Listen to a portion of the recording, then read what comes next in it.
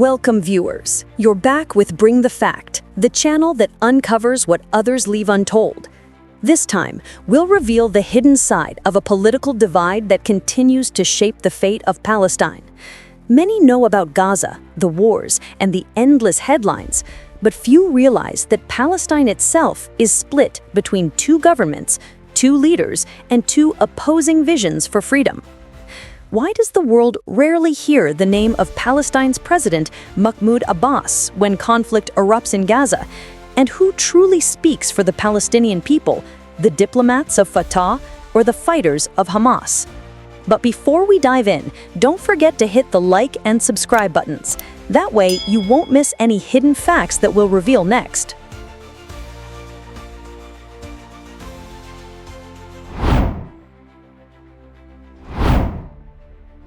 Here's a fact that many people don't know. Palestine does have a president, and his name is Mahmoud Abbas.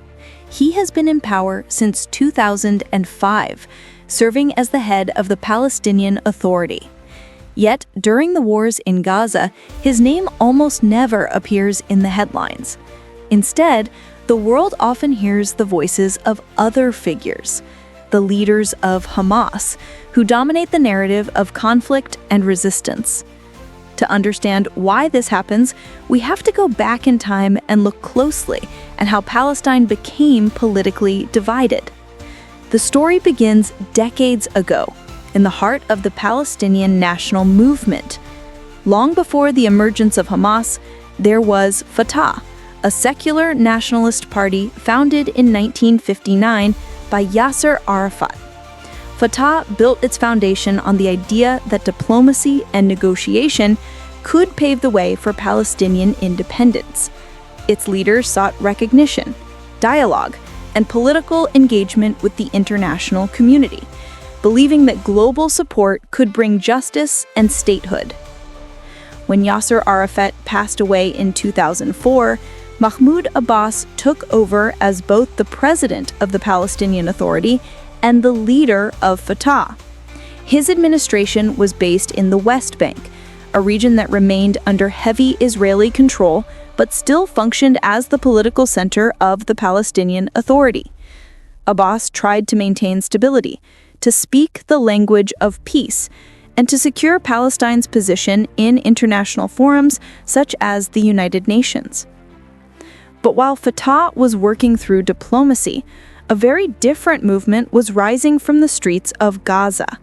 During the First Intifada in 1987, a mass uprising against Israeli occupation, a group of Palestinian scholars and activists founded Hamas.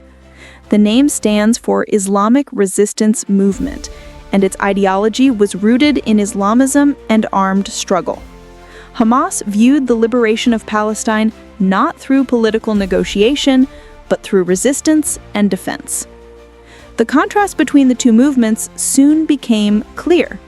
On one side stood Fatah, wearing suits, meeting diplomats, and speaking of peace processes. On the other stood Hamas, carrying weapons, organizing militias, and rallying the people under the banner of resistance. Both claimed to fight for the same homeland, but they walked on different paths. In the early 2000s, hopes for unity briefly flickered. Both factions participated in the 2006 Palestinian elections. Surprisingly, Hamas won a majority, signaling that many Palestinians had lost faith in diplomatic promises. However, that victory did not bring unity. It brought tension. The fragile relationship between the two parties began to crack, as neither side was willing to yield power or compromise on their vision for Palestine. Tensions escalated into political confrontation, and whispers of division spread across the Palestinian territories. In the streets of Gaza and the alleys of the West Bank, ordinary citizens began to sense that their future would no longer be guided by one unified leadership. Two ideologies had taken root, two centers of power had emerged, and two faces of Palestine began to shape the fate of an entire people. For Mahmoud Abbas, the path ahead was diplomacy and international legitimacy. For Hamas, it was defiance and armed struggle. The world would soon witness how this division would erupt into something far more devastating, a civil conflict that would forever redefine what it means to be Palestinian.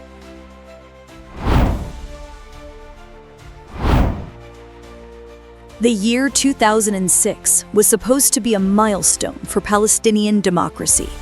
For the first time in years, both Fatah and Hamas competed in national elections. Voters across Gaza and the West Bank lined up under the scorching sun, hoping that a new leadership could finally unify their fractured homeland. But when the results came out, the outcomes sent shockwaves through the political landscape. Hamas, the resistance movement once seen as an underdog, had won a clear majority in the Palestinian parliament. At first, there was disbelief within the Fatah leadership. Many of its members, who had controlled Palestinian politics for decades, could not accept that a younger, more militant force had overtaken them. Tensions rose immediately. International donors, led by the United States and the European Union, refused to recognize a Hamas-led government unless it renounced violence and recognized Israel. Hamas refused both demands. What followed was a political deadlock, and then chaos. For months, Gaza became a powder keg. Street patrols by armed factions replaced the rule of law. Each night, gunfire echoed between rival neighborhoods, and the dream of national unity began to fade like smoke in the morning wind. The fragile coalition government between Hamas and Fatah crumbled under the weight of mistrust. By mid-2007, the situation exploded into open conflict.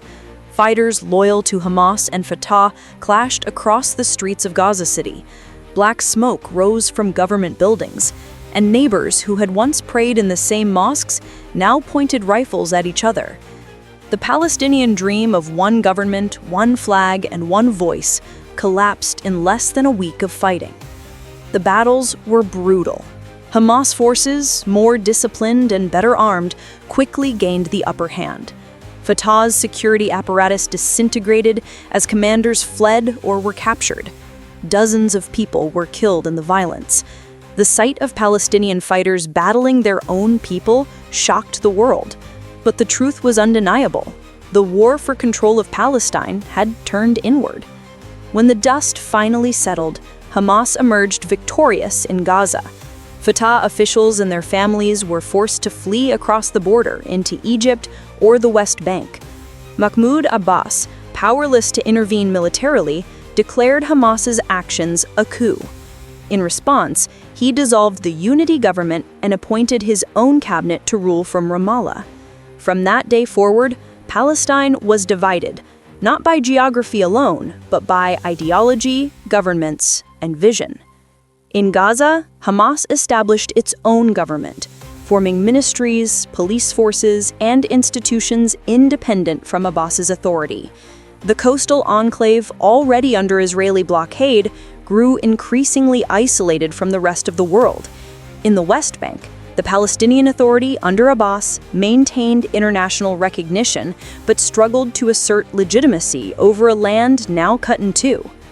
Attempts at reconciliation followed in the years ahead.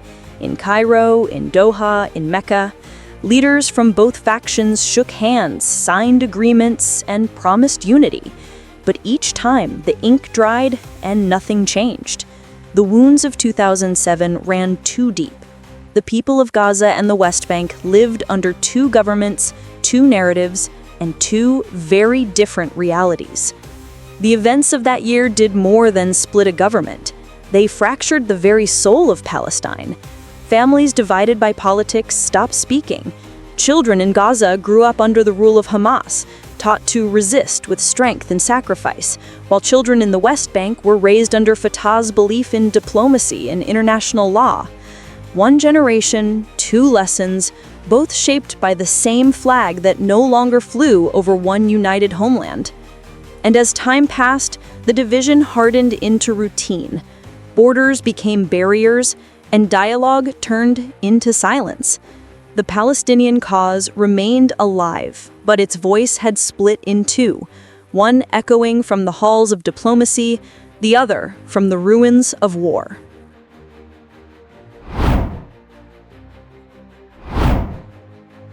Years passed, and what began as a temporary division became the defining reality of Palestinian politics. In Ramallah, Mahmoud Abbas continued to lead the Palestinian Authority, representing Fatah and the people of the West Bank. He attended international summits, met with global leaders, and delivered speeches at the United Nations, calling for the world to recognize Palestine as an independent state.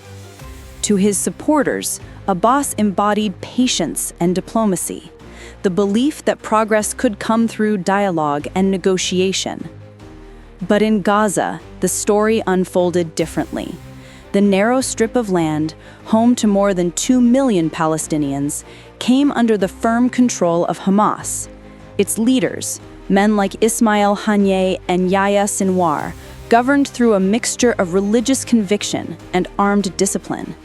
They viewed resistance as a sacred duty, not a political choice. For them, the road to liberation would never pass through international meetings or peace accords, but through endurance, defiance, and sacrifice. Two administrations now stood on the same soil, each claiming to speak for the same people. On one side, the Palestinian Authority in the West Bank, recognized by most of the world, but seen by many Palestinians as weak and ineffective. On the other, Hamas in Gaza, isolated by sanctions and blockades, but praised by some for its willingness to fight. The result was a paradox, a divided nation struggling for unity under occupation. The internal rift reshaped every aspect of Palestinian life. Salaries for government workers depended on which side they belonged to. Passports, identification papers, even electricity distribution were managed by two separate authorities. Gaza's economy collapsed under siege, while the West Bank, though more stable, remained economically dependent on foreign aid and Israeli control. During every major conflict with Israel, from 2008 to 2023, Mahmoud Abbas's absence from the battlefield was striking. As rockets flew over Gaza and the world watched the destruction unfold, the face of the Palestinian struggle was not that of the president, but of Hamas commanders and spokespersons addressing the world from underground bunkers. For the international community, this duality created confusion. Who truly represented Palestine? Was it the aging president in Ramallah or the militant leaders in Gaza? The question itself symbolized how deeply divided the Palestinian identity had become. The diplomatic world continued to treat Abbas as the legitimate head of state, yet many ordinary Palestinians saw Hamas as the more authentic voice of resistance, the only force that dared to confront Israel directly. Still, both sides paid a heavy price. The division weakened Palestine's global position and fragmented its cause.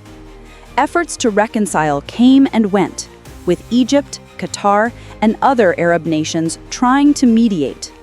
Each time new promises were made: elections, unity governments, shared administration, but every attempt ended in disappointment. The mistrust between Fatah and Hamas was no longer just political. It was historical, personal, and rooted in blood. Today, the two authorities coexist uneasily, their separation as real as the concrete walls that cut through their land. When war erupts in Gaza, the world sees the fighters of Hamas on the front lines. Meanwhile, Mahmoud Abbas remains largely silent, his influence limited to statements of condemnation and appeals for peace. For many, his voice has faded into the background of a conflict that no longer waits for diplomacy.